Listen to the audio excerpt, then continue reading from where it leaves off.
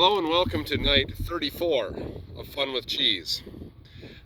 We come to you tonight from the outside of the venison bunker where there's a lot of smoking going on in our smokers and things like that we do on the outside. As far as the venison bunker, this is where the venison gets dropped off, goes inside the garage door, and we begin the skinning process.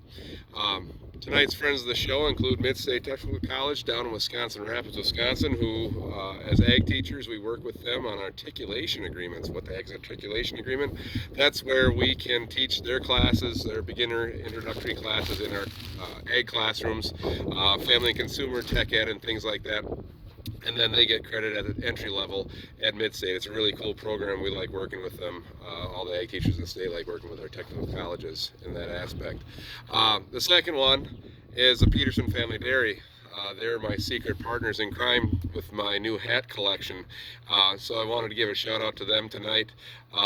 As you can see, this hat is quite old. It comes to us from probably the 1980s, but the farm goes farther back than that. In 1872, Ole Peterson homesteaded here just to the east of where we live now on the P.N. Christensen farm. And then it went to his son, J.C. Peterson, and went to Glenn Peterson Sr., then to Glenn Jr. in the 50s, and then transferred to Dave Peterson, and now it is being transferred into his sons, and his sons buying into it, Mike and Trevor Peterson. So 6 generations of dairy farming here. Tonight they milked 113 cows, and to this day they still farm all their acreage with red tractors, with the exception of one little Oliver that it was bought brand new. So, hats off to you guys, the best neighbors that a person could ask for. So tonight, we smoked the competition, and I brought the old smoker out. I wanted to answer one question. Can you add more cheese to the top of a pizza? And the answer is absolutely yes, you can.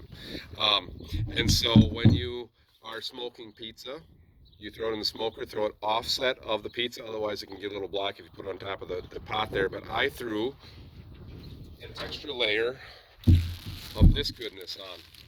Remember the little string whips that we had there? I chopped these up, put them on top, they melted right into place. Beautiful.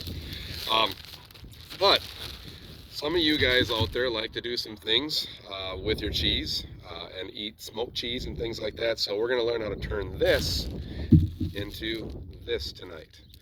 This is a smoked mozzarella, and this is a fresh mozzarella. So, the smoking process, called the mailard process, was named after a French scientist in about 1812, came up with and studied why meat turns brown.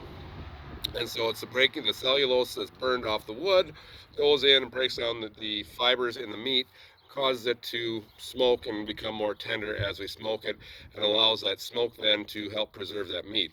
So somewhere along the line, they decided, well, we should try and do that with cheese. So there's actually a grass smoking technique where you smoke some hay, but smoking cheese is a little bit different. Now, we're not changing the actual muscle fiber because we don't have any, but we have something called calcium lactate that is inside or on the outside of the cheese where the smoke is coming in contact with. And as you can see, this guy here, as the smoke comes into contact, this is a cheddar Swiss combo. As the smoke comes in contact, it causes the browning of that cheese and causes the dehydration on the outside, and the maillard process translates and compresses and compacts and brings out that calcium lactate, giving it that caramelized flavor that we're looking for. Now, on our different cheeses, we have smoked mozzarella, and this process takes about 3 hours on cheese, and I'll explain a little bit more.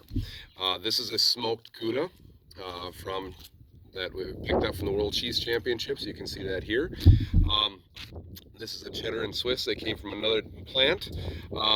But there's another way of smoking cheese, and that's one of the ways that you might do it at home if you were making beef jerky and you wanted to add some smoke flavor.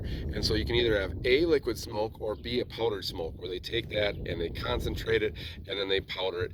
And that flavoring goes on. See, we have the powdered smoke here as well, and I use that sometimes in my venison sausage. When we are getting that flavor, or putting that powder or that smoke flavoring in there, that's going to go in during the stirring process. When you see that and they're flinging the salt out on there, they're going to put the salt and put the smoke flavor on there if they're making a smoked cheese product.